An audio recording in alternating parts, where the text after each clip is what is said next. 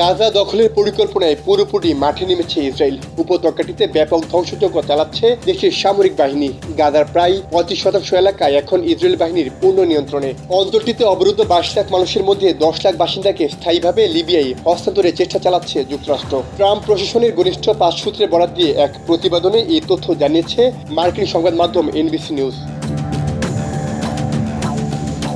সূত্র বলছে, লিবিয়ার সরকারকে যুক্তরাষ্ট্র লোভ দেখাচ্ছে। যদি গাজার এসব মানুষকে স্থায়ীভাবে তারা গ্রহণ করে, তাহলে 2011 সাল থেকে লিবিয়ায় বিলিয়ন বিলিয়ন ডলার যে সম্পদ যুক্তরাষ্ট্র জব্দ করে রেখেছে সেগুলো ছেড়ে দেওয়া হবে।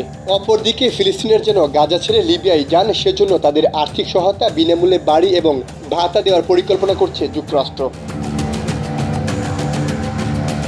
তবে দুই দেশ এখনও এই বিষয়ে কোনো চুক্তিতে পৌঁছায়নি বলে জানিয়েছে 3টি সূত্র।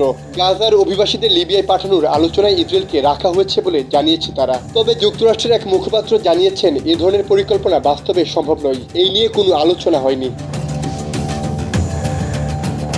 হামাসের জ্যেষ্ঠ কর্মকর্তা বাসির নাইম এনবিসি নিউজকে বলেন, ফিলিস্তিনিরা তাদের মাতৃভূমি ছেড়ে কোথাও যাবে না। মাতৃভূমি ও নিজেদের সন্তানদের ভবিষ্যতের জন্য তারা প্রয়োজনে আরও ত্যাগ স্বীকার করবেন।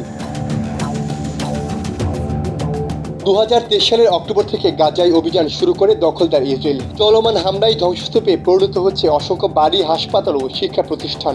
সর্বশেষ গেল একদিনে বিমান হামলায় আরও 150 জন ফিলিস্তিনি নিহত হয়েছেন। আহত হয়েছেন বহু সংখ্যক। 1.5 বছরে উপত্যকাটিতে নিহতের সংখ্যা 53,000 ছাড়িয়েছে।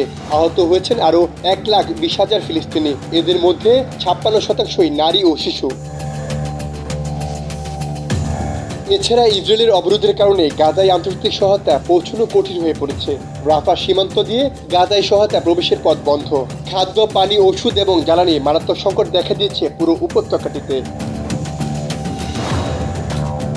সাইমুল হক খান, সময়ের আলো।